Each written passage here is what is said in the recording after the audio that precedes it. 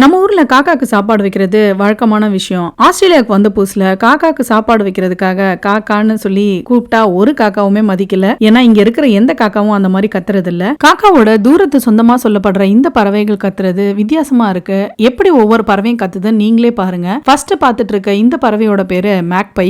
இந்த பறவை பத்தி நம்ம ஏற்கனவே நிறைய பார்த்திருக்கோம். பயங்கர இன்டெலிஜென்ட்டான பறவை, அதோட கொஞ்சம் டெரரான பறவையும் கூட. பிரீடிங் சீசன் அப்ப இதோட நெஸ்ட் பக்கத்துல யாரெல்லாம் போறாங்களோ அவங்க கண்ணை தோன்ற அளவுக்கு கூட இது போயிருக்கு. சிகப்பு நிற கண்களையும் வெள்ளை நிற அழகையும் வச்சிருக்கிற இந்த பறவை இந்த ஒரு சத்தத்தை எழுப்பிதான் இதோட இணையையோ இல்ல இதை சார்ந்த பறவைகளை கூப்பிடுது.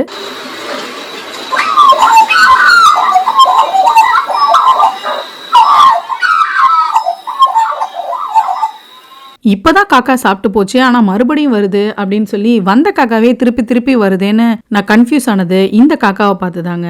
அப்புறம் தான் கூர்ந்து கவனிச்சப்ப இதோட கண்கள் மஞ்சள் நிறத்துல இருக்கிறதையும் இதோட அழகு கருப்பு நிறத்துல இருக்கிறதையும் கவனிச்சோம். அது மட்டும் இல்ல, இது மேக்பையை விட கொஞ்சம் பெருசா இருக்கு. தூரத்துல இருந்து பார்க்கும்போது மேக்பையும் இதுவும் ஒரே மாதிரி தான் தெரியும். ஆனா கொஞ்சம் உத்து கவனிச்சாதான் இது வேற அப்படின்றத உணர முடியுது. இதோட பேர் கரவாங் அப்படின்னு சொல்றாங்க. இதுவும் காக்கான்னு கத்துறது கிடையாதுங்க. இதோட பாடலும் வித்தியாசமா தான் இருக்கு. மேக்பை எல்லா சீசன்லயுமே இருக்கும். ஆனா இந்த கரவாங் பறவை பெரும்பாலுமா குளிர்காலத்துல மட்டும்தான் அதிகமா பார்க்கப்படுது. குளிர்காலத்துல இந்த பறவைகள்லாம் சேர்ந்து இசை கச்சேரியே நடத்துற அளவுக்கு கத்திக்கிட்டே இருக்குங்க. எப்படி கத்துதுன்னு நீங்களே பாருங்க.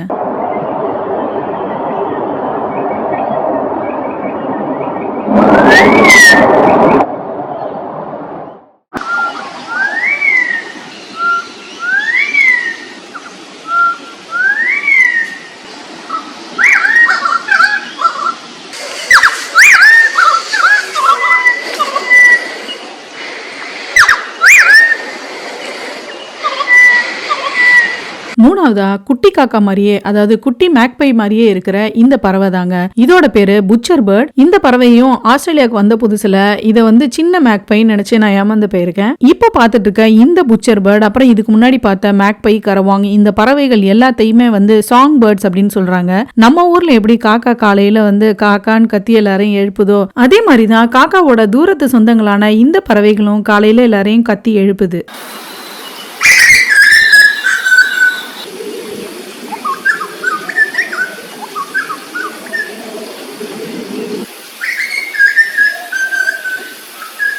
கடைசியா இந்த பறவை தாங்க. இது பாக்குறதுக்கு நம்ம ஊர் அண்டங்காக்கா மாதிரியே இருக்கு. ஆனா அண்டங்காக்காக்கு கண்கள் ஃபுல்லாவே கருப்பு நிறத்துல தான் இருக்கும். இதோட கண்கள் பாத்தீங்கன்னா வெள்ளையில ஒரு கருப்பு புள்ளி இருக்கு. அதோட இதுக்கு அதோட கழுத்து பகுதியில தாடி மாதிரி இருக்கிறதையும் பார்க்க முடியுது. இதுலயே கருப்பு நிற கண்கள் கொண்ட காக்காவும் இருக்கு. இத ஆஸ்திரேலியன் ரேவன் அப்படின்னு சொல்றாங்க. இது கத்துறதை கேட்டா கொஞ்சம் காமெடியா தாங்க இருக்கும். தொண்டை கட்டின காக்கா மாதிரி தான் எனக்கு கேட்டுச்சு. உங்களுக்கு எப்படி கேக்குதுன்னு கமெண்ட்ல சொல்லுங்க.